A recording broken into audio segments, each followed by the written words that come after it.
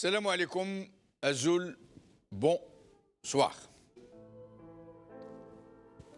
Le pouvoir, quand il n'est pas bridé par des contre-pouvoirs, par la séparation des pouvoirs, par la vigilance assidue de la presse, par la réactivité d'une opinion publique toujours prompte à manifester son indignation et à ne jamais accepter les transgressions autoritaires.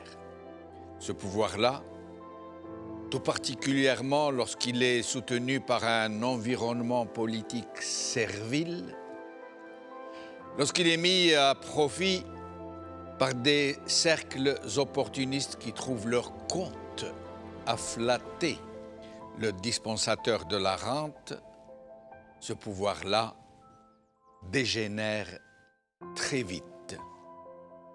Il franchit toutes ses limites pour se transformer en système despotique. Et ces tenants, déchaînés de toutes les entraves légales, morales, éthiques, sont systématiquement frappés d'une affection mentale, considérée comme telle par d'éminents chercheurs en psychiatrie, le syndrome d'hubris ou l'hybris. Des chefs d'État, des chefs d'oligarchie militaire, y compris dans de véritables démocraties, comme cela a été le cas de Donald Trump, sont connus de tous, puisque leur attitude, leur discours, leur façon d'être sont très significatifs à cet égard. Il n'y a qu'eux et leurs nombreux courtisans qui ne voient pas leur état, cette hybris qui les affecte profondément et qui les empêche de se rendre compte de la gravité de leur état, du péril qu'ils font peser sur leurs nations respectives. Sans les contre-pouvoirs et la vigilance de la presse et donc de l'opinion publique, un Donald Trump se serait vite transformé en Néron, en Hitler, en Staline. Les symptômes du syndrome d'hubris varient d'une personne à une autre, mais ils sont toujours présents dans leurs attitudes, plus ou moins visibles. Ils sont généralement affectés d'un ego surdimensionné, de narcissisme qui confine à la mégalomanie. Ils sont orgueilleux, arrogants. Leurs actes et leurs paroles se distinguent par la démesure, l'incapacité pour eux de refréner leur penchant au grossier mensonge, à un sentiment imbécile de pouvoir tout se permettre, d'imposer à la multitude leur droit seigneurial à toutes les transgressions. Le professeur écossais de psychologie clinicienne, Ian Robertson, chercheur mondialement reconnu, a étudié l'effet d'hubris sur une espèce de poissons qui vivent dans le lac Tanganyika. Il a observé que les individus qui prennent le pouvoir sur leurs congénères subissent très vite une réaction hormonale qui modifie physiquement leur organisme. Le chercheur a confirmé que les effets de l'hubris entraînent de mêmes transformations profondes et même visibles chez l'homme qui dispose d'un pouvoir illimité. Son organisme se met à produire un excès de dopamine dont les conséquences ont très vite des effets ravageurs dans l'attitude générale du concerné. Et très vite, cet afflux massif de dopamine provoque une addiction forcenée au pouvoir qui la procure. Il en résulte dans tout son comportement et même dans ses évaluations de la situation à cet homme du pouvoir, une perte du sens des réalités, une violente intolérance à la contradiction, une admiration sans borne à sa propre image, le besoin impérieux de s'entourer d'une cour de courtisans veules et flatteurs, le sentiment d'être tout à fait exceptionnel et au-dessus des lois, au-dessus de la morale, et une propension irrésistible au mensonge le plus outrancier, en guise d'argument. Le psychiatre Jonathan Davidson et David Owen, médecin britannique et ex-ministre britannique des Affaires étrangères, ont mené une recherche très fouillée sur un panel très important de présidents américains et de premiers ministres britanniques. Dans une publication scientifique qu'ils ont co-signée, ils dressent un tableau très alarmant sur le syndrome d'Hubris. En Algérie, cette affection mentale s'est vérifiée sur plusieurs présidents et sur un grand nombre de généraux dont certains ont crevé les plafonds de la pathologie. Le dernier président en date, M. Tebboune en l'occurrence, a été littéralement foudroyé par le syndrome d'Hubris.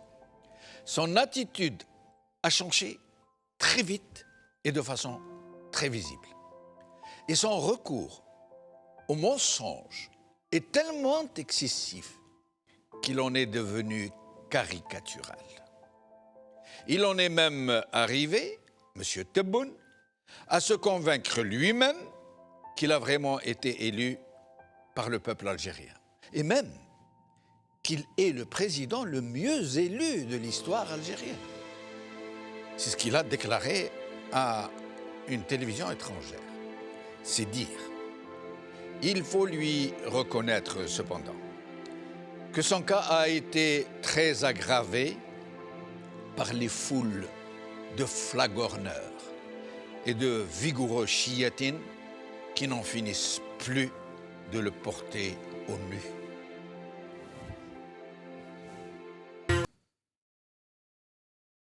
En Algérie, le régime s'approprie le Hirak. C'est le titre de notre émission d'aujourd'hui.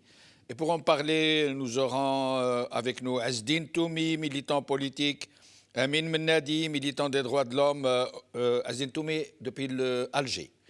Amin Mennadi, militant des droits de l'homme depuis le Canada. Qaddour Chouicha, syndicaliste défenseur des droits de l'homme universitaire depuis Wahran. Nabila Smaïl, maître Nabila Smaïl, avocate, activiste politique depuis Alger. Hicham Khiyat, coordinateur national du Rassemblement des jeunes pour l'Algérie depuis l'Algérie. Et Akli, hirakiste depuis Kharata. Tous ces invités qui nous ont fait l'honneur d'être avec nous aujourd'hui resteront un peu de temps chacun avec nous avant de nous quitter. Alors, nous allons commencer par Akli. Marhaba bik Akli, merci d'être avec nous. Allô, salam alaikum. Alaikum salam. Vous êtes... Je ne suis pas de Kharata, je suis devenu Wakilan. Merci, vous êtes à Kharata.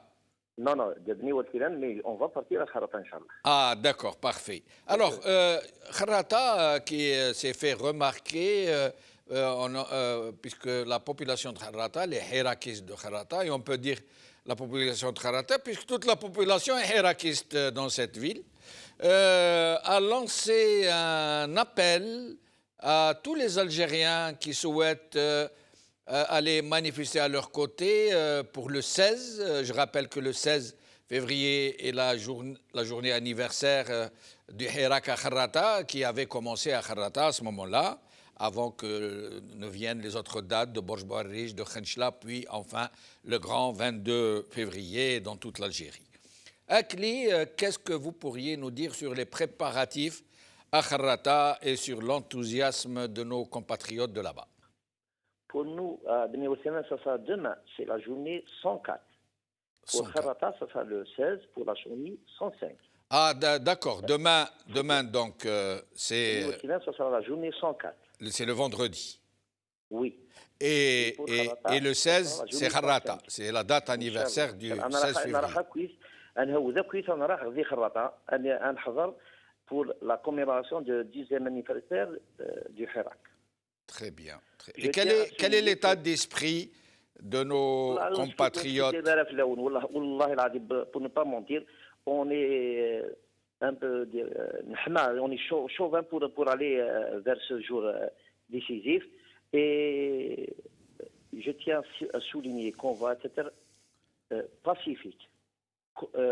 Tout le monde va être pacifique.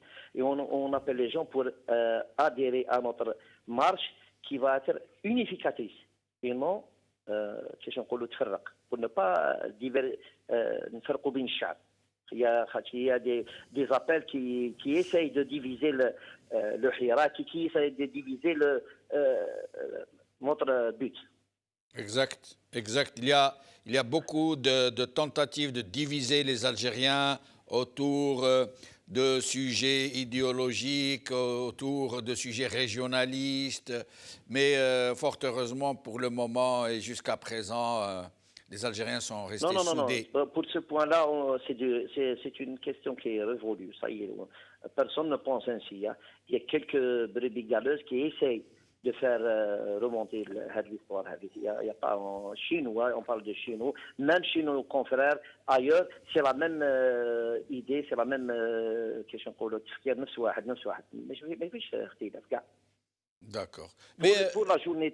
Est-ce que vous savez que ce régime fait tout pour diviser sur plusieurs aspects de nos dimensions culturelles, idéologiques, régionaux, mais pas seulement. Il veut profiter de ce 22 février pour empêcher les Algériens de manifester alors que lui est en train de faire main basse sur le Hirak. C'est un peu comme le 5 octobre 88. Après avoir décimé les Algériens à la mitrailleuse lourde, plus de 500 jeunes assassinés dans des tirs à hauteur de poitrine et de tête, plusieurs milliers d'handicapés. Après, il a récupéré le 5 octobre 88 comme étant une fête nationale qui lui appartient et il est devenu le réformateur. Il nous a fait sortir des partis politiques comme des champignons, des journaux comme des champignons qui travaillent pour lui. Et il s'est dit, voilà, le 5 octobre, le Moubarak, et maintenant, il refait ça avec le Hirak. Le FLN, le RND et tous les partis champignons là vont fêter le Hirak avec les limonade, le millefeuille, le zghari tahem ou quoi, et ils veulent empêcher les Algériens de le fêter. Si Jamaldine, je tiens à infirmer ce que vous dites. La réalité, c'est autrement. La réalité, c'est une autre chose, gars. Si c'est vrai, pourquoi amasser des dizaines et des dizaines de véhicules de CRS pour à Alger, ils sont à Ben Aknoun pour يلاقيو les universitaires. Si c'est vrai ça, pourquoi avoir كما يقولوا يخرجوا كاع leur armada pour contrer des étudiants pacifiques. C'est vrai ce que vous dites ou ce qu'il dit. Non, c'est pas moi qui le dis. Moi, je sais. Non, je sais, c'est pas vous. Non, je sais que c'est pas vous qui vous le dites. Mais ce que vous venez de dire, la réalité, c'est autre chose. Et ils le savent.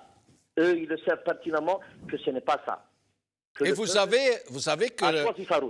savez que la journée du 22 février est devenue journée nationale, qu'elle a été institutionnalisée et qu'elle est fêtée par le gouvernement, le FLN. D'ailleurs, le FLN a appelé à la fêter et il a même appelé à en faire une journée de solidarité entre l'armée et le peuple, comme si c'était deux entités séparées. Si Jamaldine, c'est la même chose pour ce qu'ils disent de la démocratie, pour la justice. Tout ça, c'est du leurre. C'est un leurre. La réalité, c'est autre chose. Le peuple a ras-le-bol. Il ne veut plus de ce régime. Le peuple veut un changement, je dis bien pacifique. un changement pacifique pour le bien de notre Algérie. Merci Akli, صحيح. merci beaucoup. Al khair, au plaisir de vous Salam. retrouver. Alors Azdine Toumi est avec nous. Azdine, merci d'avoir accepté notre invitation. Azdine Toumi. Bonsoir à tous les invités. Merci. Bonsoir à tous les téléspectateurs. Merci pour votre invitation, cher ami. Merci Azdine. Alors, voilà, donc le FLN qui communique comme quoi la journée est institutionnalisée désormais. C'est une fête nationale, le 22. C'est incroyable, hein?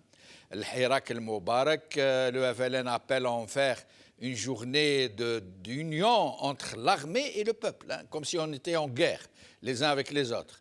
Et il y a le comité des Fetwa du ministère des Affaires religieuses qui nous appelle à la même chose, à nous unir avec l'armée, à éviter.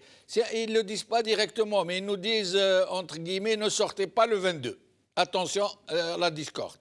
Et dans le même temps, eux, ils se préparent à fêter la journée un peu partout, dans leur FLN, leur RND, les trucs là, les chancelleries.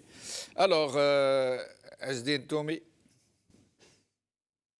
Vous savez, cher ami Jamel, le pouvoir, pour casser la dynamique, pour casser le Hirak, il n'hésite pas à faire appel à toutes sortes de manipulations.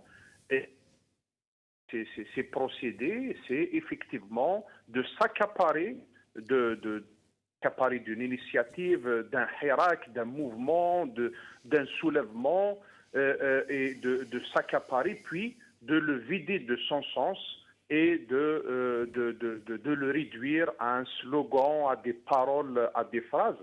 C'est ce qui, au moins, c'est ce qui est en train de tenter de faire ce pouvoir.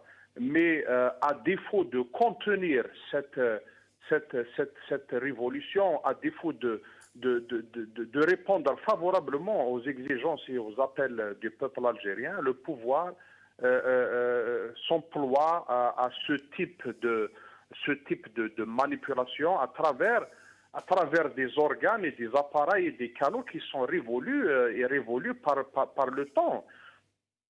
Oui.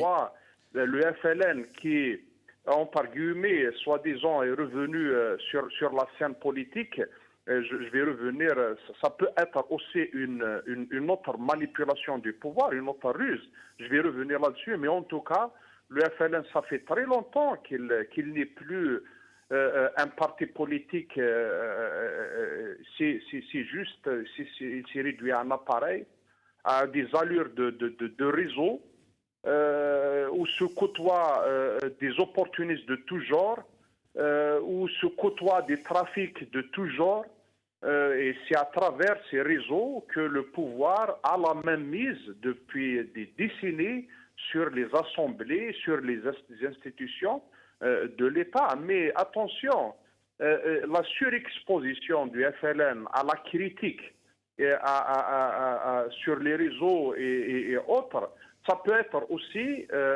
une manœuvre du pouvoir qui, à un moment voulu, va utiliser le FLN comme carte, encore une fois, peut-être en lui octroyant peu de sièges aux futures assemblées, mais en recyclant tous ces éléments de ces réseaux, en les recyclant dans, entre guillemets, ce qu'ils appellent la société civile et les indépendants.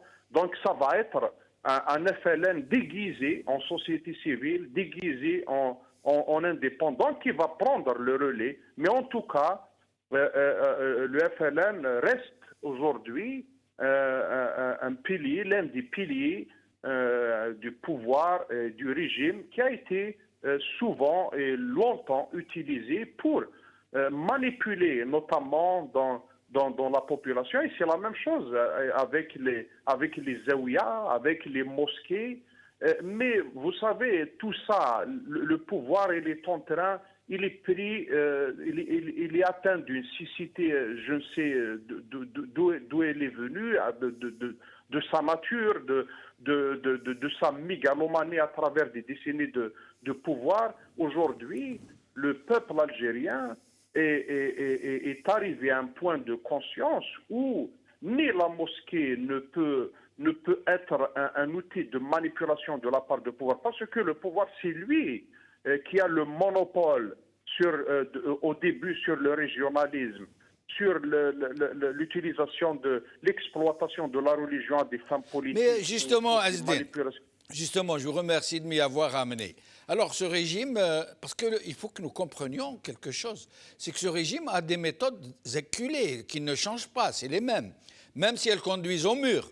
Par exemple, l'utilisation de la religion. Dans l'article 2 de la Constitution, il vous dit l'islam est la religion de l'État. Or, c'est une vraie mafiocratie avec toutes ses caractéristiques. Le vol, l'assassinat, la torture, l'enlèvement, l'exécution sommaire. Et il vous dit l'islam est la religion de l'État. L'armée des frontières se dit la digne héritière de l'ALN. Ce régime a récupéré les chouhada, les vrais moujahidines, l'indépendance, le 1er novembre, pour en faire son fonds de commerce.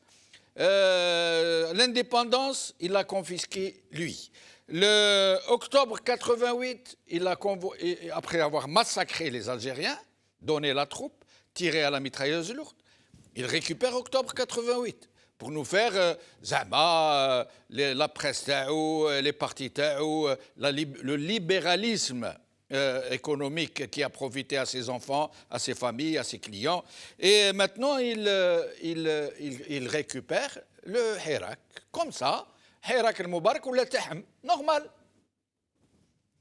Vous savez, par exemple, dans les mosquées, avant la révolution du 22 février, si on se souvient bien, c'est que comment la khutba, le prêche était utilisé pour faire la promotion du 5e mandat, pour faire la promotion du système de Bouteflika, mais le génie du peuple algérien, c'est que les marches, le rendez-vous de départ des marches était après la prière. C'est une manière déjà du peuple algérien à apporter, à s'approprier et la mosquée et la rue et autre chose. Mais c'est vrai que, cher ami Jamel, que le pouvoir, il était en décalage horaire au début de cette révolution. Ce décalage qu'il n'a jamais réussi à combler, notamment dans la manière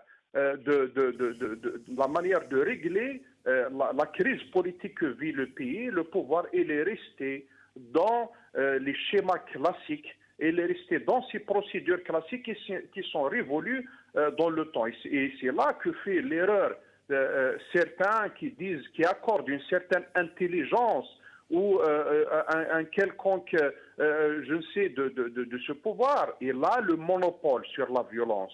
Il a le monopole sur les moyens de la violence.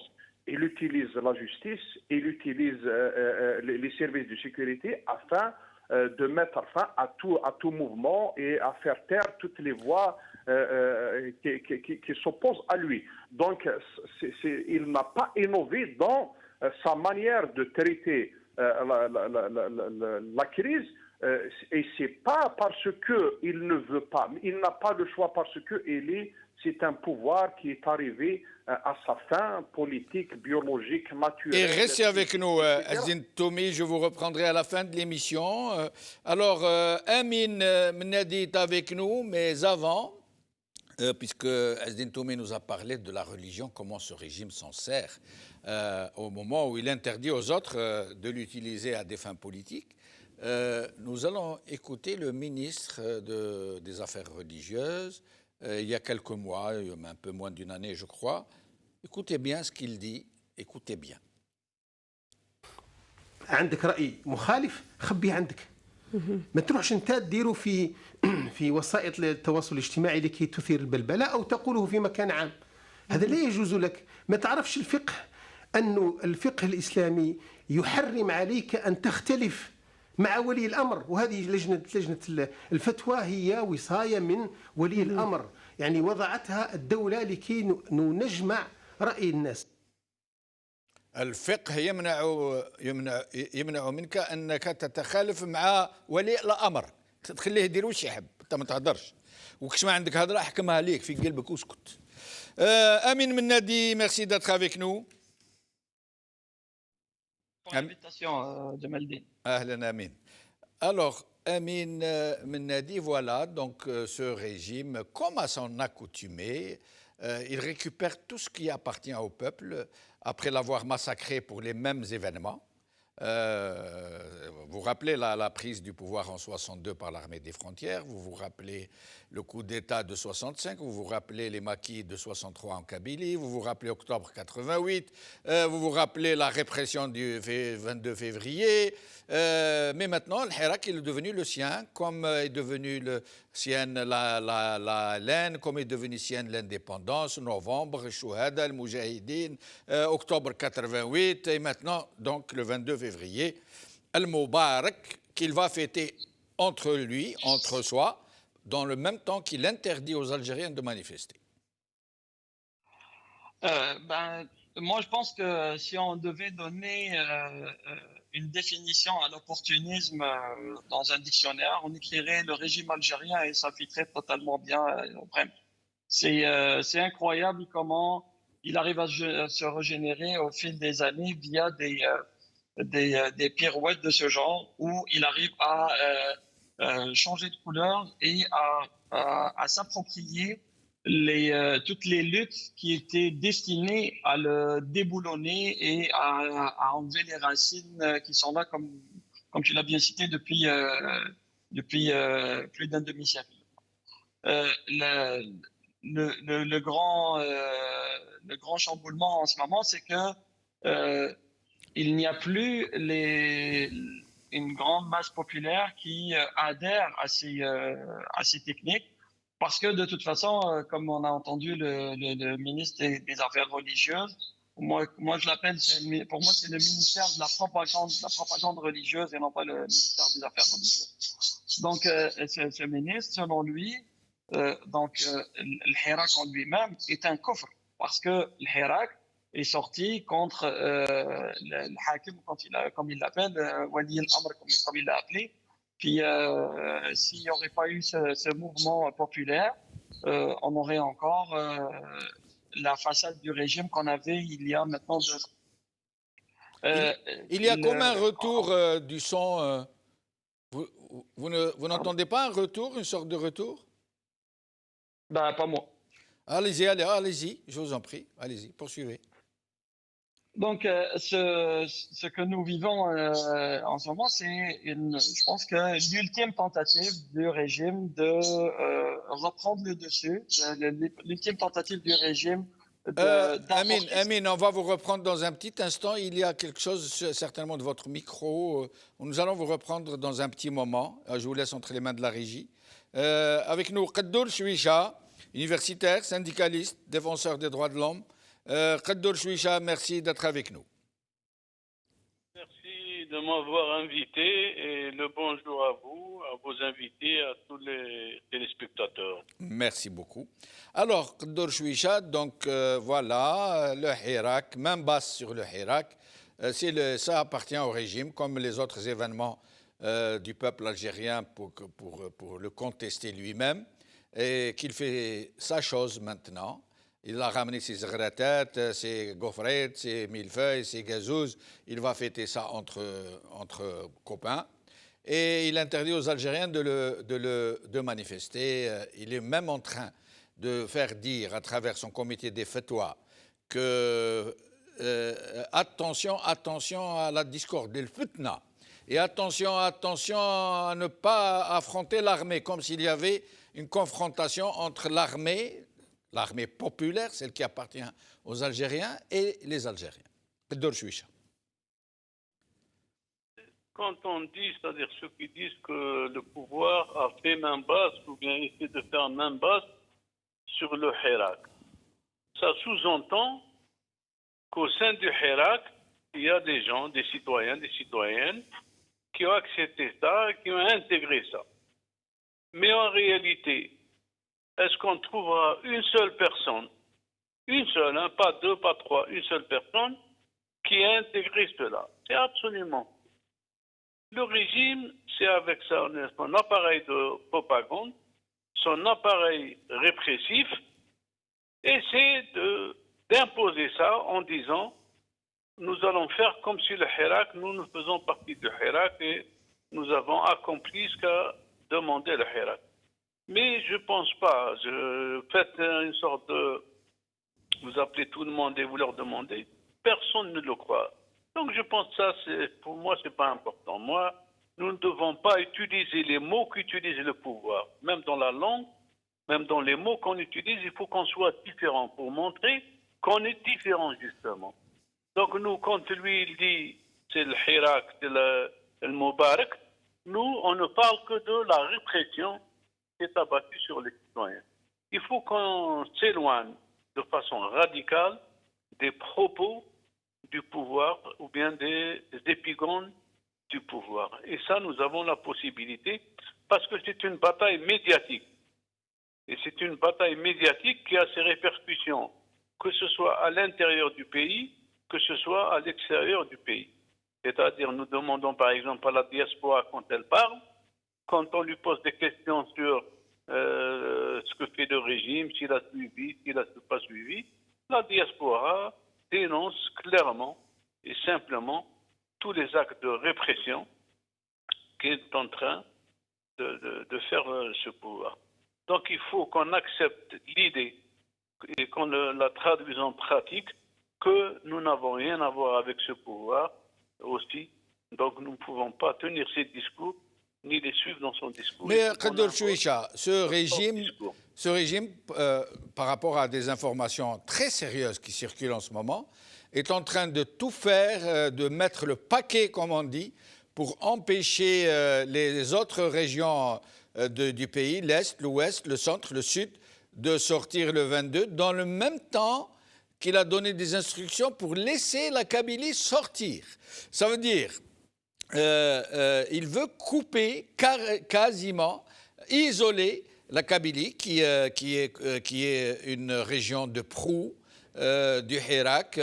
Il veut la couper pour essayer de glisser subliminalement dans l'esprit des gens, dans l'opinion publique, que ce Hirak n'est pas le Hirak des Algériens, mais d'une seule région.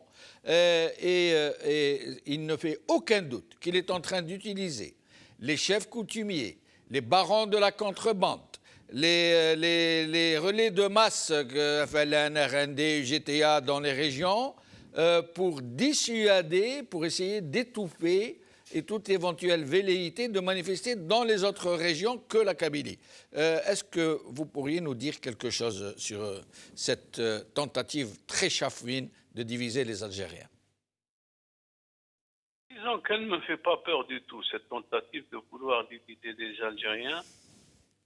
Personnellement, j'ai eu peur quand l'ex-chef d'état-major avait sorti la question de l'emblème Tamazir, qu'il a essayé de l'utiliser pour créer une crise en Algérie. Et ça n'a pas marché. Et depuis ce temps-là, moi, je pense que nous avons réglé cette question-là, qu'ils ne peuvent plus l'utiliser contre nous. Donc, ils ont beau essayer de reprendre la même question, la même problématique, et de la déformer pour essayer d'en faire quelque chose qui se retourne contre nous. Mais je pense que c'est impossible. Je pense qu'ils ont pour faire maintenant. Nous avons compris, tout le monde a compris, que la Kabylie, dans toute sa région, la Kabylie, c'est aussi l'Algérie, tout simplement. C'est aussi l'Algérie. Et nous avons compris aussi que parce qu'il y avait des déni identitaire en Kabylie, la région a été beaucoup plus précoce politiquement. Et maintenant, c'est toute l'Algérie qui a versé dans la même direction, qui politiquement s'est pris en charge. Je considère, moi, même si certains ne seront peut-être pas d'accord, que nous avions, dans les autres régions d'Algérie, nous avions pris un peu de retard, quand je dis nous, c'est-à-dire grosso modo la population, et que maintenant ce retard est en train d'être comblé, c'est-à-dire on est parti d'un pays très hétérogène sur cette question, sur la question politique, et nous sommes de plus en plus, nous sommes amenés à devenir un pays homogène de plus en plus du point de vue politique. Et ça, c'est une avancée extraordinaire. Ils essaient de la combattre en isolant la Kabylie des autres régions, mais je pense que le coup est parti pour nous. Nous avons pris la bonne direction. C'est pourquoi ce qu'il leur reste, c'est simplement la répression. Donc c'est pourquoi je dis, il faut toujours faire attention à ne pas adopter les mots, les réflexions, les stratégies du pouvoir. Il faut les dénuder, mais en même temps proposer autre chose, avoir notre propre vision à nous qui nous intéresse, nous, les gens de Hirak, toute cette population. Par exemple, proposer autre chose, par exemple, comme quoi? Proposer, par exemple, ce qu'ont dit nos amis du Harrata. Qu'est-ce qu'ils ont dit?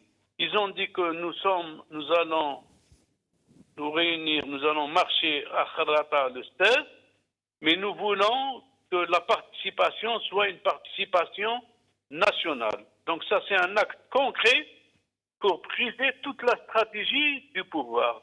Imaginez demain à Harrata, vous aurez bien sûr les gens de Harrata, vous aurez les gens qui sont plus ou moins proches de la ville de Harrata, mais si vous avez et vous aurez des gens qui viennent d'un peu partout, donc toute la stratégie du pouvoir tombe à l'eau. Lorsque les gens seront présents en disant « moi je viens de telle ville, de telle ville, de telle ville », donc ils comprendront que leur démarche est vouée à l'échec. Vous pensez que le 16 février, à Harrata, nous pourrions retrouver des gens de Waharan, de Gharb, de Sharq, du Sahara, du centre, des steppes? Je pense sérieusement que les gens veulent y aller, partager la marche des gens de Harrata, mais partager aussi la marche qui sera une marche nationale. Donc il y aura des représentants de toutes les régions. Ce n'est pas des représentants de Hirak, mais c'est simplement des gens qui disent moi, en tant qu'habitant à Mostaganem ou bien à Rilizan ou bien à telle ou telle ville, je me sens concerné par ce qui est en train de se passer à Harrata.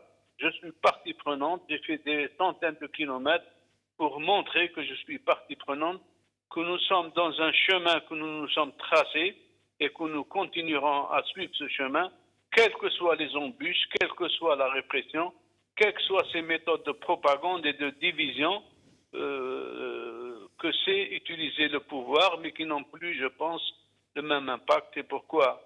Et rappelez-vous, l'affaire de Walid Qannish est un exemple des plus parfaits. Il a utilisé ce qu'il sait faire depuis très longtemps, c'est-à-dire la torture. Et finalement, ça s'est retourné puisque au niveau national, au niveau international, il s'est dénudé en montrant sa vraie nature. Et plus nous continuerons, plus il sera obligé de se dénuder. Et plus il se dénude, plus nous pouvons nous appuyer dessus. Donc c'est pourquoi je dis, il faut faire attention à ne pas suivre ni le pouvoir, ni ses épigones dans ce qu'il est en train de dire, surtout qu'il a vraiment un appareil de propagande très très puissant que nous n'avons pas. Mais nous avons la liberté, nous avons le sens critique que maintenant beaucoup de gens ont appris à faire la différence entre ce qui est une propagande et ce qui est une réalité. Donc c'est pourquoi je ne suis pas du tout pessimiste et je pense que le 16 sera un moment très important dans la marche du Hirak en Algérie. Khadour Chouicha, merci beaucoup, au plaisir de vous retrouver très bientôt, Inch'Allah. Et Amin Mennadi qui revient. Et Amin, je suis désolé, on vient de me dire à la régie que c'est juste Zaouch. Mqnien ou la Canari? Amin. Amin Mennadi. Amin Mennadi, est-ce qu'il est avec nous? Amin. Alors, il n'est pas encore avec nous. Hicham Khayat est avec nous. Marhaba bik, Hicham, merci d'être avec nous. Merci, mon frère Jamal, merci. Merci. Vous êtes où, Alger? À Blida. À Blida, marhaba bik. On est en train de dire au pouvoir que je suis à Blida. Voilà, vous vous situez, ça veut dire... Inch'Allah khair, Inch'Allah khair. Ils ne vont pas pouvoir tous nous mettre en prison, hein, ce n'est pas possible. Inch'Allah, j'espère. Alors, Hicham, voilà, donc le régime a lancé le grappin sur le Hirak. Le Hirak Taoud, désormais, comme les autres événements qu'il a récupérés, Et même le FLN est en train d'appeler à fêter l'événement. On nous dit même qu'il a préparé ses zgharatat, ses millefeuilles, ses gazous habituels. Et il appelle la population ainsi que le comité des fêtois à faire attention à la fitna. Ça veut dire et surtout à rester soudés avec l'armée. On se demande pourquoi. D'ailleurs, il dit avec l'armée, l'État et le peuple. C'est trois entités différentes. Alors que tous ces gens-là sont censés incarner le peuple algérien. Il y a le peuple algérien, il y a l'État algérien, c'est tout. L'armée n'est pas une entité à part, à ma connaissance. Alors, Hicham? Oui, réellement, ce système a montré à travers l'histoire qu'il est fort dans deux actions principaux, c'est les coups d'État et le vol. C'est-à-dire ils ont volé la révolution de 54, ils ont volé l'indépendance, ils ont volé c'est-à-dire la transition démocratique en 89, ils ont volé c'est-à-dire beaucoup de choses dans cette Algérie, mais malheureusement ils volent toujours, c'est-à-dire ils essaient aussi c'est-à-dire de voler cette révolution populaire du 22 février, alors que cette révolution elle était claire, elle a dit que la FLN c'est fini, la FLN devait aller au musée. Mais malheureusement, ce système, il est fidèle à ses pratiques. Il ne peut pas s'emparer, il est bête à un point qu'il essaye c'est-à-dire de pratiquer les mêmes pratiques de 70, c'est-à-dire il essaie de faire ça. Le FLN, maintenant, ce n'est pas un parti politique, c'est un instrument, c'est-à-dire qu'il bouge avec le téléphone. Ils ont dit de dire ça pour essayer maintenant, s'ils ne pouvant pas, c'est-à-dire le peuple va descendre dans les rues, les jeunes vont continuer leur révolution. Maintenant, quand ils n'ont pas pu, c'est-à-dire arrêter ces appels, maintenant ils essaient de voler cette révolution, de dire que même nous, on va descendre, on va fêter. Ils vont fêter quoi en réalité? Ils vont fêter le coup d'État sur cette révolution? Ils vont fêter le coup d'État qu'ils ont fait contre les objectifs de cette révolution? Ils vont fêter le désespoir qu'ils ont inscrit dans les cœurs des jeunes du peuple algérien, mais c'est pas possible. Ce système n'arrivera. C'est-à-dire c'est ça la réponse. Il faut que tout le monde sache que ce système, il ne peut pas comprendre. Il est fini, il doit partir. C'est-à-dire, j'ai toujours dit, mon frère Jamel, que le problème maintenant en réalité, c'est pas le système. Le système, il est fini, il doit partir. Le problème, c'est nous. C'est nous, comment on doit réagir, comment on doit s'organiser, comment on doit coordonner, comment on doit s'accepter, comment on doit mettre des manœuvres pour vraiment pousser cette révolution à réussir, cette révolution à construire cet État de droit, cet État des Algériens et des Algériennes. C'est ça, je pense, le défi qu'on doit tous le construire ensemble. C'est-à-dire les élites, les politiciens, les académiques, on doit tous sortir de toute façon. On va sortir, on va appeler en marche et on va sortir le 16 et le 19 et le 21 à l'extérieur.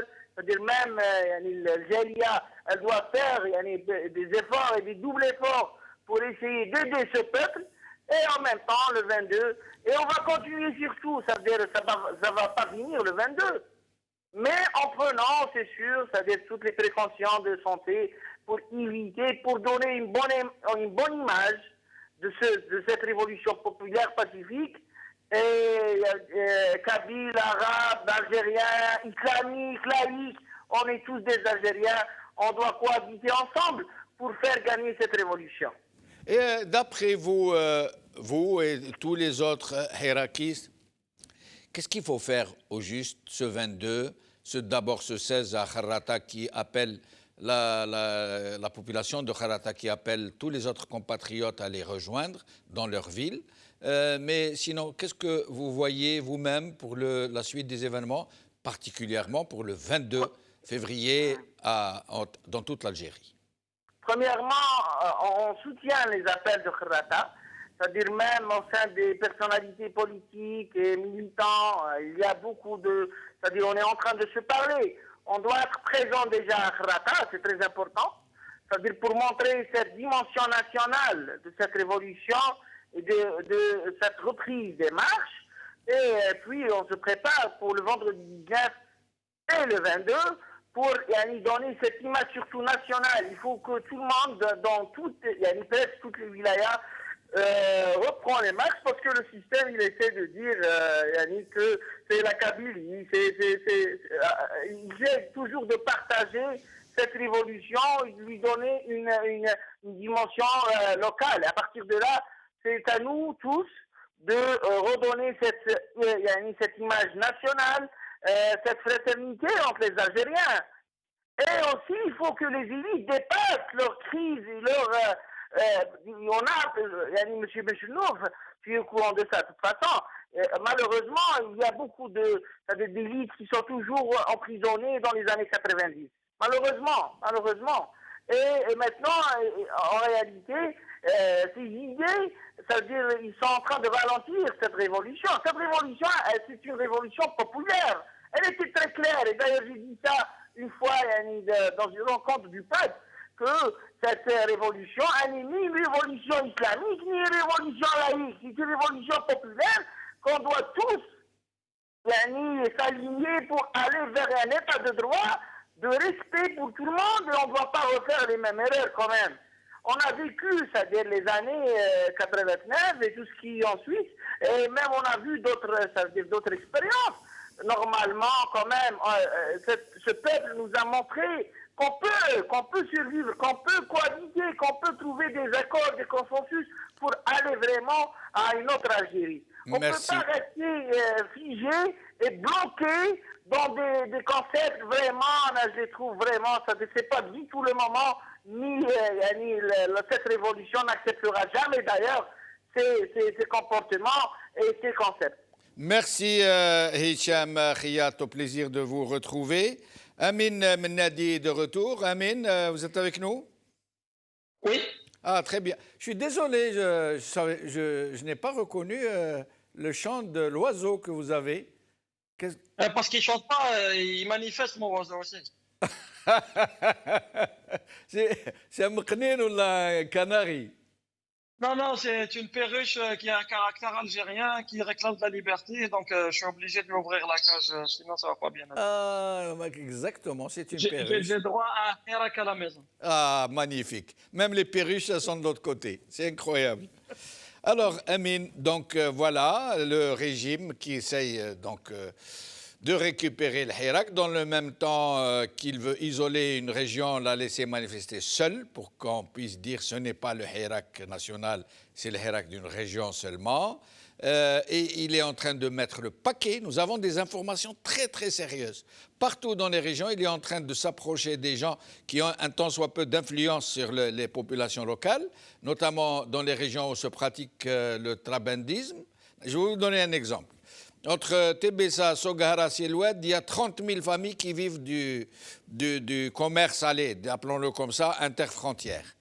Et à la tête de ce trafic, de ce commerce, il y a 4 ou 5 personnes, y compris des barons du régime, des barons du régime qui sont très connus. Et alors le régime s'est rapproché d'eux, il leur a dit « Je ne veux pas de Hirak dans vos régions. Si jamais il y a du Hirak, c'est fini pour vos affaires. » Un exemple, mais il n'y a pas que ça. Il y a les Zouaya, il y a les Harouch, il y a les potentats locaux. Est-ce que vous pensez qu'ils vont réussir leur coup et empêcher des régions entières de sortir le 22? De toute façon, ça c'est dans le calendrier du régime, c'est pas dans le calendrier du peuple. Dans le calendrier du régime, c'est les mêmes pratiques qu'on va retrouver, c'est les mêmes techniques habituelles, parce que ils savent qu'ils ont perdu la bataille des nouvelles technologies, des réseaux sociaux. Cette bataille, ils l'ont perdue. Même s'ils ont mis des millions là-dedans, ils ont eu des supports étrangers d'autres pays. Ils l'ont perdu. La deuxième bataille, c'est la bataille de la crédibilité, parce que le régime sait qu'il a perdu toute crédibilité. Hier, je voyais encore la vidéo du ministre actuel de l'Industrie il y a un an ou un an et demi, qui disait que le problème de santé des dirigeants algériens qui allaient se soigner à l'étranger, c'était pas un problème de santé physique, mais un problème de santé mentale. Donc là, son président qui soigne à l'étranger, je sais pas comment il va prendre ça. Donc la crédibilité n'est plus là, il n'aura plus jamais.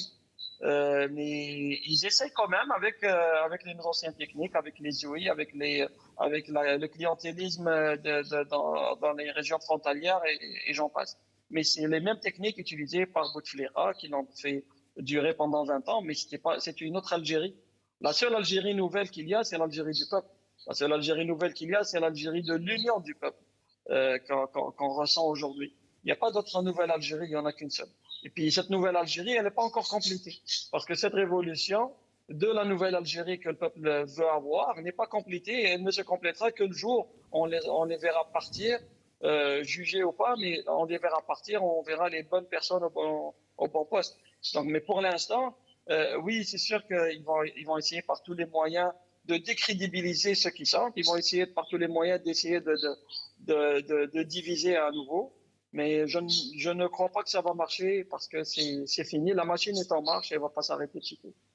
Et est-ce que ce régime ne devient pas inquiétant en soi à travers cette obstination absolument incroyable, alors que tout devrait l'inciter à partir ou du moins à négocier une transition paisible, tranquille?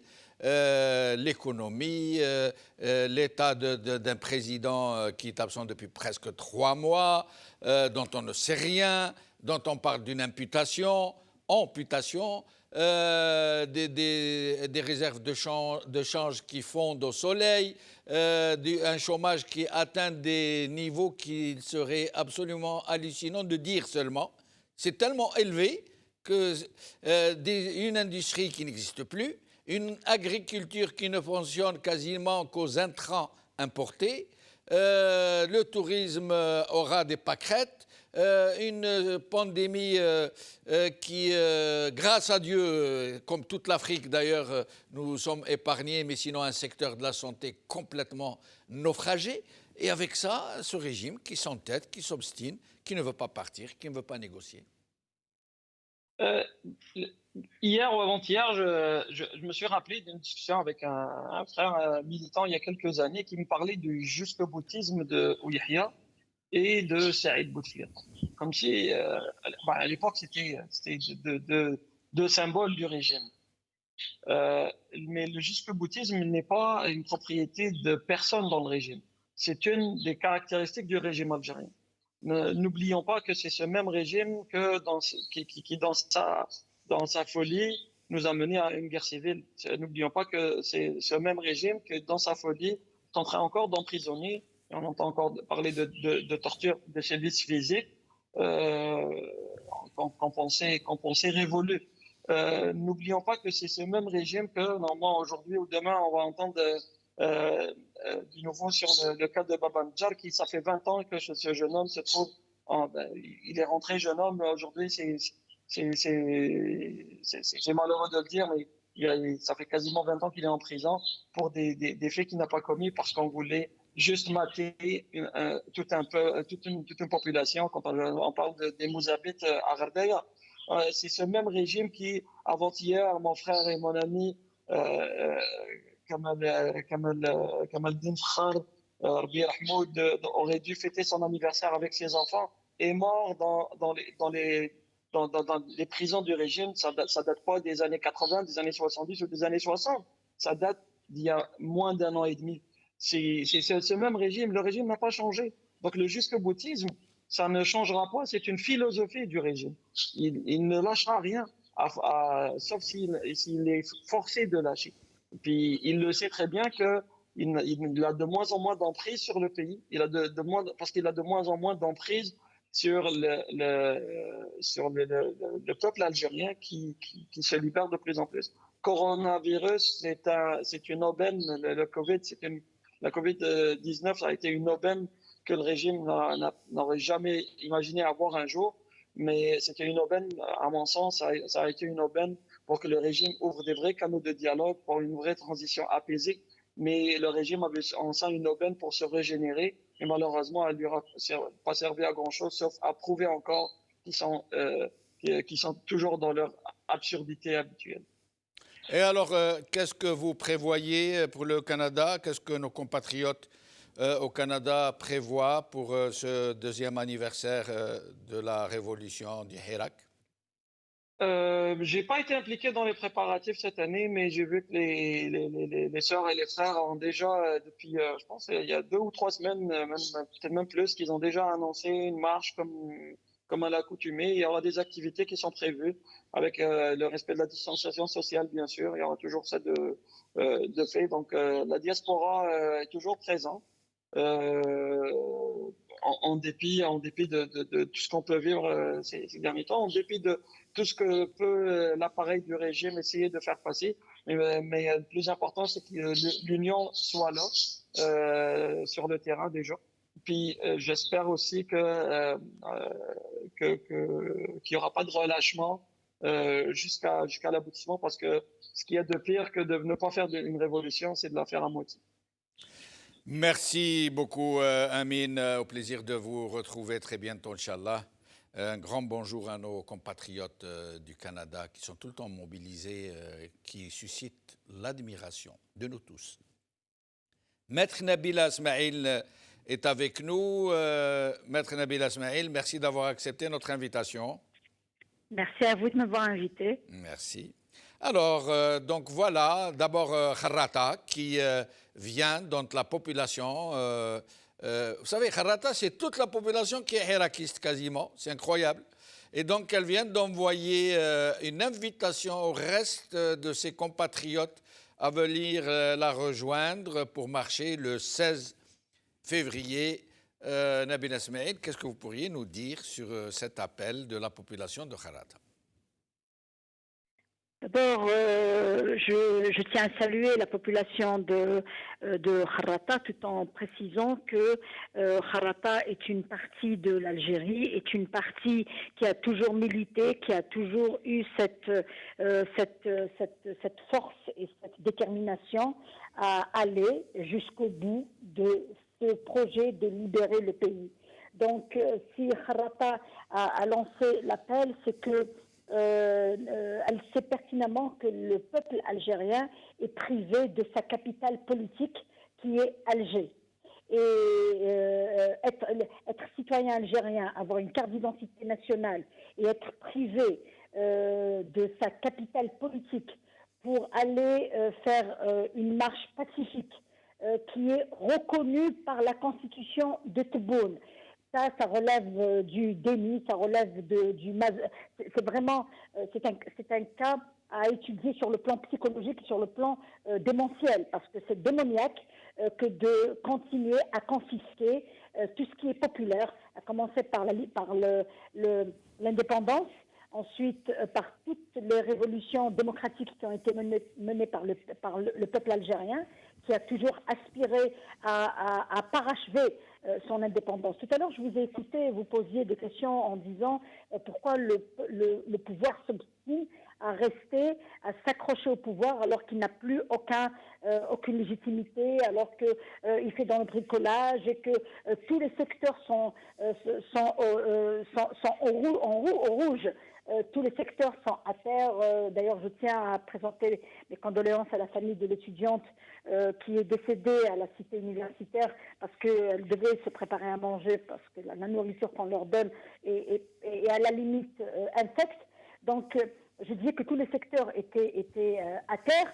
Donc, vous aviez posé la bonne question de savoir pourquoi le régime s'accroche autant au pouvoir, pourquoi il ne veut pas céder. Il ne veut pas céder parce que la réponse va se trouver dans le refus de remettre tous les archives entre la France et l'Algérie. Toute la clé de la problématique est là. Il y a comme un deal entre la France et l'Algérie sur le fait qu'il ne faut pas remettre tous les archives de la guerre de libération et de l'après-indépendance. Donc, le pouvoir algérien doit maintenir l'Algérie dans cet état-là pour service rendu. Donc, il y a beaucoup de choses qui nous dépassent et cette révolution, quand vous entendez à Macron dire que Tebboune est en train de conduire une période de transition, alors que le peuple réclame une période de transition sans le pouvoir, quand vous entendez à Macron dire que Tebboune est un homme courageux et qu'il le soutient dans sa démarche et dans son Algérie nouvelle, nous comprenons très très vite que le pouvoir en place est un pouvoir plus qu'illégitime, mais c'est un pouvoir qui a trahi le peuple, qui a trahi la révolution, qui a trahi le sang des massirs.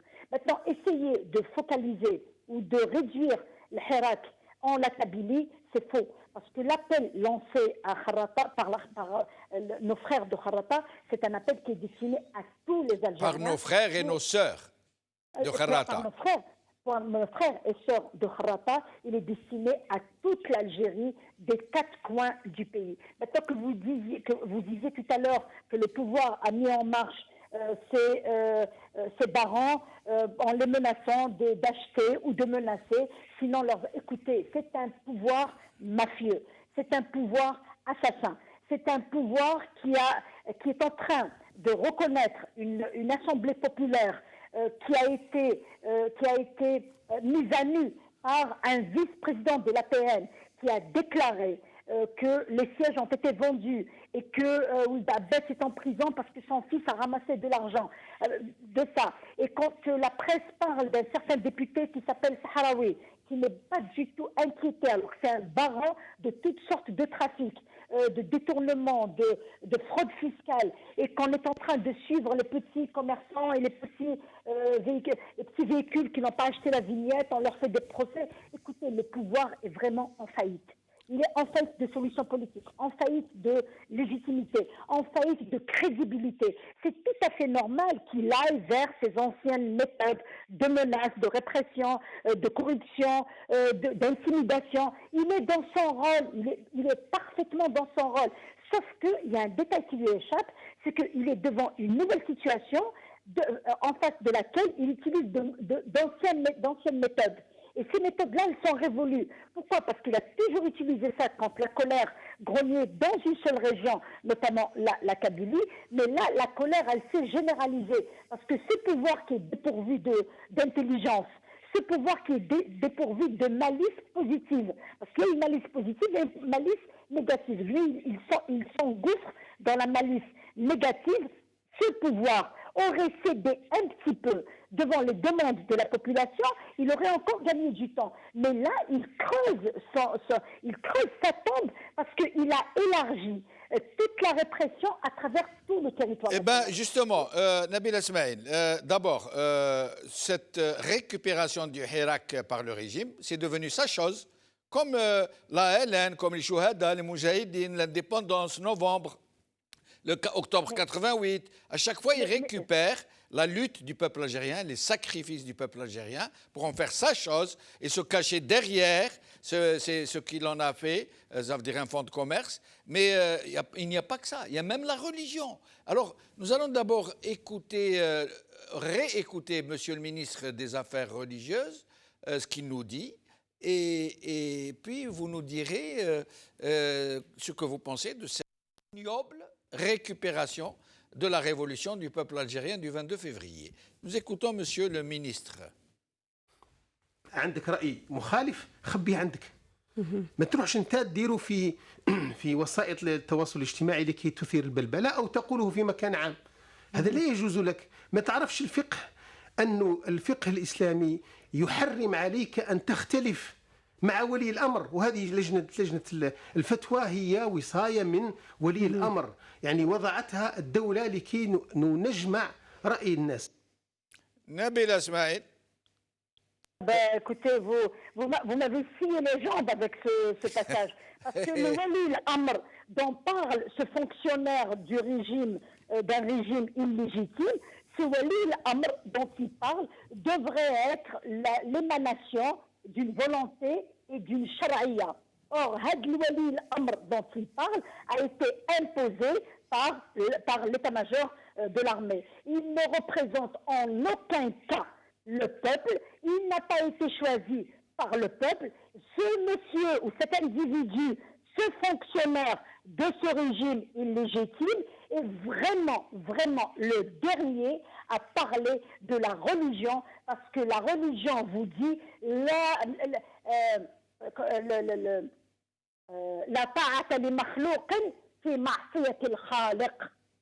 Ça, il devrait l'écrire et le mettre au-dessus de sa tête pour le lire chaque fois qu'il se réveille le matin. Je ne peux pas être à la solde ou obéir à un tyran qui met en prison des innocents. Je ne peux pas obéir à des tyrans qui utilisent la religion pour séparer. Je ne peux pas obéir à un tyran qui vole et qui détourne de l'argent et qui va se soigner à l'extérieur alors que son peuple est en train de mourir à petit feu. Je ne peux pas répondre à un tyran dont la population ne trouve pas quoi manger. S'ils mangent à midi, ils ne peuvent pas dîner le soir. Je ne peux pas répondre et obéir à un tyran qui a été illégitimement placé à la tête d'un pays géant qui est en train de commander et qui est en train d'être la risée dans le monde sur le plan des libertés. يقول لي الآراء لجنة الفتوى راح تجمعت الآراء واش تكون انت روح تفتي على هذا النظام وقول له خاف ربي.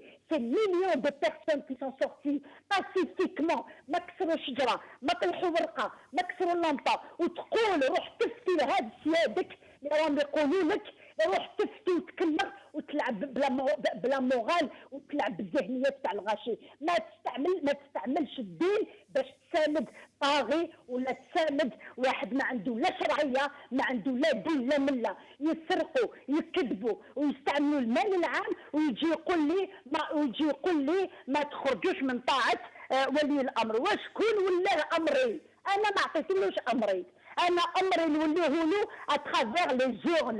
Cette chance ne m'a pas été donnée. Et pour ce qui est de la récupération du Hirak, comme cela a été pour le reste? Ils n'ont absolument rien récupéré. Ils ont récupéré les sigles FLN sans le véritable FLN. Ils ont récupéré le 5 octobre sans les revendications du peuple. Ils essaient de récupérer le Hirak, mais récupérer والو. راحوا داروا له نصوص.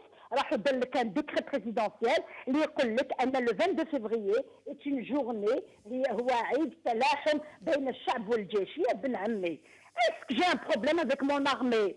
C'est une armée populaire. Pourquoi ils veulent mettre le peuple contre l'armée ou l'armée contre le peuple? Il n'y a que le peuple qui est en train de préserver l'unité de l'armée en demandant de l'éloigner de la chose politique. احنا الشعب كيقول الجيش في الكازيرنا روحوا خلوهم ينتهوا بالمهام الدستوريه تاعهم. سي eux اللي راهم يجيبوهم لا شوز بوليتيك pour se retrouver ensuite au tribunal militaire ou se retrouver. C'est le seul pays qui a autant de généraux en prison. Pourquoi? Parce qu'on les a impliqués dans la chose politique. Le peuple, quand il demande que les militaires rentrent en caserne, c'est pour le préserver justement de la chose politique. Alors أنا يقول لي يوم وطني للتلاحم بين الشعب والجيش. إيه أنت لا عندك مشكل ماشي إحنا notre seul problème c'est de mener cette révolution jusqu'au bout. Moi, je m'adresse au peuple algérien. Il ne faut pas être pressé de récolter tout de suite les fruits de cette révolution. Depuis 62, on ne va pas le faire partir au bout d'une année ou deux. C'est faux. Il faudra d'abord que le citoyen apprenne à devenir citoyen. Il faudra d'abord qu'il s'accepte. Il faudra d'abord qu'il sache s'exprimer. Il faudra qu'il se réapproprie le droit de faire de la politique. Tout ça, il est en train de se faire. La révolution du 22 a lancé ce chantier de politiser le citoyen algérien, de lui faire savoir qu'il a des droits. الواحد كيوقف قدام القاضي ما لازمش يسكت ويوقف خايف parce qu'au fond de lui, il sait qu'il n'a rien fait. Ces jeunes qui sont en train de venir affronter la justice et dire يا سيد الرئيس ما درت والو, j'ai réclamé حقك هذه البلاد. Ça, c'est pas un crime. Il faut persister. Il faut persévérer. Il faut résister. Donc, arrêtons de jeter l'opprobre sur l'élite, de jeter l'opprobre sur les intellectuels.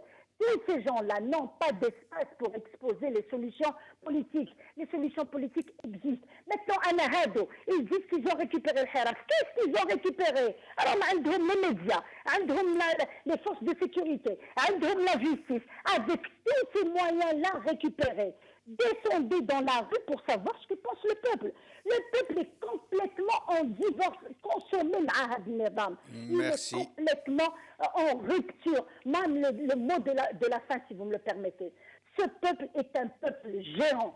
On ne peut pas être encore là et avoir résisté à tout ça sans être destiné à réussir. Nous sommes condamnés à réussir. On n'a pas le droit de faire une demi-révolution et on n'a pas le droit de céder à cette propagande que nous connaissons tous. Le régime utilise de mauvaises et d'anciennes méthodes en face d'une situation nouvelle faite par une technologie, par un génie populaire qui les dépasse de beaucoup et par une jeunesse qui a décidé de rester en Algérie ou de ne pas aller faire le... Merci, Maître Nabila Smaïl. Au plaisir de vous retrouver bientôt et merci pour cette fougue et cet enthousiasme très communicatif. Merci beaucoup. Nous allons retrouver Ezdine Toumi pour le dernier tour de micro. Ezdine Toumi, vous êtes avec nous? Oui, oui, je suis avec vous. Très bien. Alors, tout à l'heure, Amin Mennadi a dit quelque chose de très, très percutant, j'allais dire. On a parlé de jusqu'au-boutisme, d'obstination de ce régime. Il a dit oui. Saïd Bouteflika aussi a été jusqu'au-boutiste et Ahmed Yahya aussi a été dans un incroyable jusqu'au-boutisme. Aujourd'hui, on sait ce qu'ils sont devenus et où ils se trouvent. Qu'est-ce qui fait que ce régime soit aveuglé à ce point pour ne pas comprendre qu'il est dans une attitude suicidaire, y compris pour lui-même, y compris pour la nation, y compris pour les générations futures, y compris pour ses propres enfants? Pourquoi un tel aveuglement? C'est ce que j'avais dit tout à l'heure. Il est pris dans une certaine cécité. Je pense que son origine, c'est ce désir important de garder le pouvoir, de rester au pouvoir et pour garder tous les intérêts qu'ils avaient en leur possession. Donc, ils sont animés par ce désir de rester et de garder les intérêts contre la volonté du peuple d'abord et contre l'évolution de l'histoire elle-même.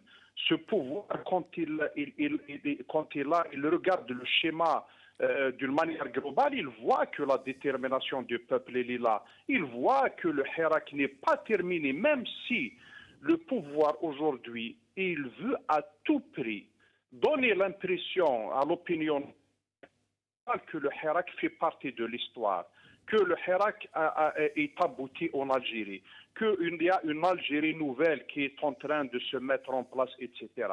Et en contradiction avec la réalité que le pouvoir lui-même sait et voit chaque jour, quand on voit les dispositifs de sécurité qu'il garde jusqu'à maintenant après la suspension de Hirak.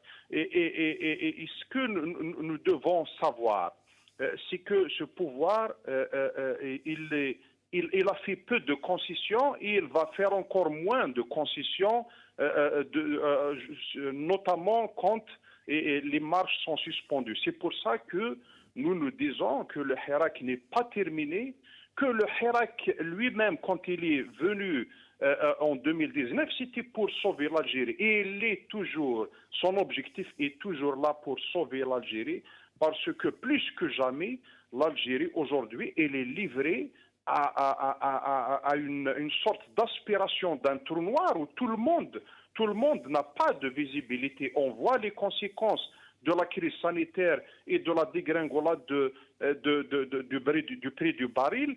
Et puis, on connaît tous la situation de notre économie. Aujourd'hui, l'Algérie ne peut pas importer des véhicules neufs. L'Algérie n'a pas un tissu industriel important, on n'a pas une économie forte, on n'a pas un système financier, un système banquier, etc. Donc, plus que jamais, l'Algérie elle est en danger. C'est pour ça que le Hirak il est toujours d'actualité. Ces revendications, elles sont toujours d'actualité. Et quand on voit, cher ami Jamel, vous êtes avec moi? Oui, oui, bien sûr. Et quand on voit qu'en Algérie, c'est ça l'Algérie nouvelle, où le militaire a le droit de faire de la politique, qu'un imam a le droit de faire de la politique, qu'un charlatan a le droit de faire la politique, et le politique, le vrai politique, il est mis en prison. C'est incroyable, mais c'est comme ça que ce pouvoir, ce régime défie les lois de la nature, il défie l'histoire. Jusqu'à quand? Moi, je pense que le seul bémol, c'est que ce pouvoir, il est en train de nous faire perdre du temps. Il est en train de faire perdre du temps au pouvoir parce que lui, il croit gagner du temps. Il croit qu'avec le temps, il espère. Il espère que le baril de pétrole augmente. Il espère que le peuple laisse tomber sa révolution. Il espère que le peuple se divise, qu'il détourne le regard pour s'occuper du logement, du travail, de la nourriture, etc., de l'emploi, etc. Donc, il est dans cette logique. Il n'a pas de plan. C'est pour ça que nous disons que la meilleure façon d'immuniser et la meilleure manière de mettre un rempart, le meilleur rempart du Hirak par rapport aux manœuvres, c'est son retour sur le terrain. Et la meilleure manière de faire aboutir le Hirak, c'est son retour sur tout se joue dans ce rapport de force, parce que même le pouvoir, il joue. Il essaye de dire aux gens, il essaye de donner l'impression que le Hirak est fini. Et non seulement il fait ça, mais il veut donner l'impression aux gens que le Hirak, finalement, même s'il revient, il n'a pas d'objectif. Il n'a pas de programme politique. Il n'y a pas une vision unique entre le Hirak, c'est un Hirak du peuple algérien. C'est pas un Hirak des personnes. C'est pas un Hirak des partis politiques. C'est pas un Hirak de personnes. C'est un Hirak du peuple algérien. Et il appartient au peuple algérien de faire ce qu'il veut de cette révolution. Merci Azdine Toumi, au plaisir de vous retrouver bientôt. Avant de vous quitter, mes chers amis, de remercier nos invités et vous-même, je vais vous lire quelques commentaires sur mon espace Facebook, là où j'ai annoncé donc le régime fait main basse sur le Hirak. Il y a quelques commentaires que je vais vous lire avec plaisir. Najib Houaï Mellek, ce sont nos slogans qui feront la différence. Kamal Kinat, Wujhou, une plaque rouillée. Rabah Seti, nuance Jamal, le pouvoir veut s'approprier le Hirak. Le Hirak est devenu une révolution et elle ira jusqu'à satisfaction, c'est-à-dire d'où la Madaniya Machi Askariya.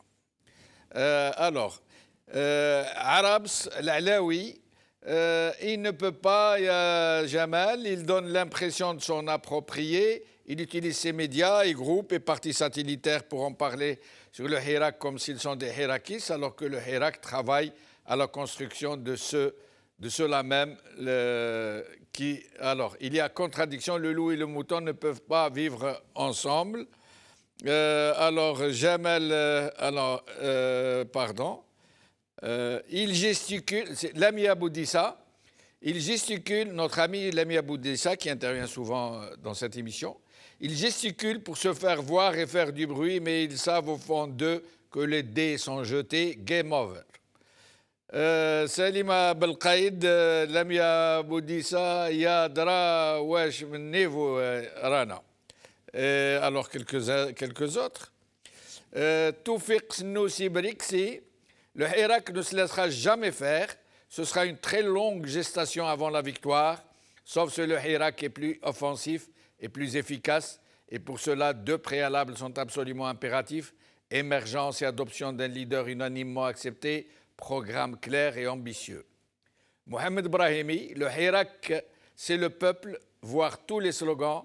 Maintenant, il faut faire émerger une élite politique nouvelle par un parti, l'Algérie.